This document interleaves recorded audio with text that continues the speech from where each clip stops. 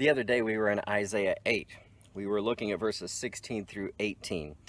I want to go just a little bit before that for a quick devotion today in Isaiah 8, verses 11 through 15. The passage just before that. Isaiah 8, verses 11 through 15 says, "For thus the Lord spoke to me with mighty power, and instructed me not to walk in the way of the people, saying, You are not to say, it is a conspiracy, in regard to all that this people call a conspiracy. And you are not to fear what they fear, or be in dread of it.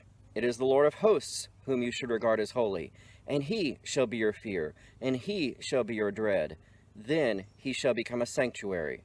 But to both the houses of Israel a stone to strike, and a rock to stumble over, and a snare and a trap for the inhabitants of Jerusalem. Many will stumble over them, then they will fall and be broken. They will even be snared and caught." Worthy verses for you to consider these days. When you and I are surrounded with conspiracy theories, they may come to us through mainstream media or popular news media who need us to tune in or to click so they can keep their advertising dollars, and so they try to attract us with special knowledge, secret things revealed. Or it may come to us on social media, again, conspiracy theories, or even in our email. When the people of God are not supposed to be a conspiracy theory sort of people.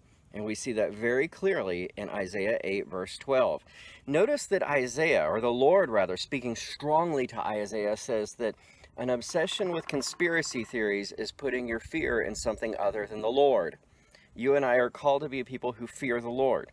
It's worth you doing a study on the fear of the Lord, specifically from the Old Testament, but not just there. Take the time to do that. We have the time now. We are not to be a people that walk in the way of the people around us, saying it is a conspiracy, but rather we should fear the Lord of hosts, the Lord of the angel armies and the armies of the world. When we indulge in conspiracy theories, we are looking for the movers and shakers. We are looking for the people or groups that are really in control of things and trying to find security and strength and wisdom in identifying people and groups that are the ones that are really in control, which ultimately we are denying the bedrock reality. The Bible tells us that it is God who is in control, and we can rest in the fact that he's in control. When we fear the Lord of hosts, fear the Lord who moves the armies of the world, fear the Lord who moves the armies unseen as well. Well, it says then when we fear him, we regard him as holy. When he is our fear, it says in verse 14, he shall become a sanctuary. He is our safety. He is our security when we fear him alone.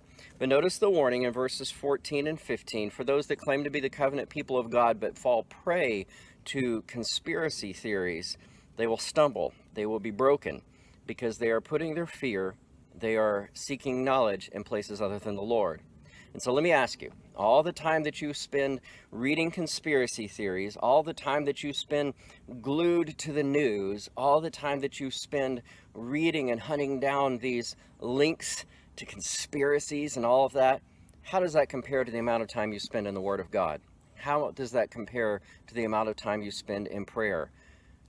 Where is your fear? Where is your trust? Where do you regard the source of true knowledge to be? Is it in the news media? Is it in social media? Is it in emails? Or is it in the revelation of the Word of God?